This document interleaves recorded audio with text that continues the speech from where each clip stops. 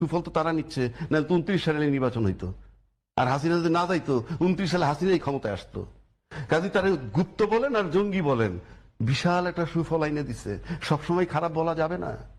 এবং এই যে গুপ্ত বা জঙ্গি, এটা শেখ হাসিনার কাছে কিন্তু এরা জঙ্গি, শেখ হাসিনার কাছে এরা মব, শেখ হাসিনার কাছে এরা সন্ত্রাস।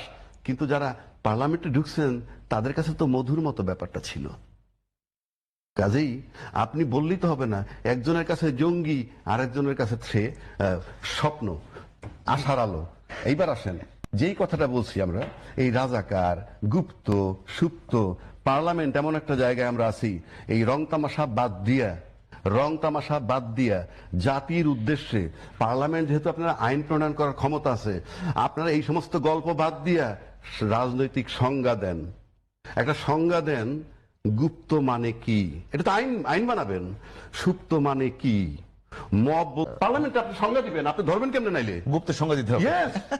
শেষ করতে দেন, গুপ্তের সংজ্ঞা দিবেন এবং দিবেন কি কিভাবে, কি কি ক্রাইটেরিয়া পাইলে তাকে গুপ্ত হিসেবে ধরা হবে, কি কি বৈশিষ্ট্য পাইলে রাজাকার।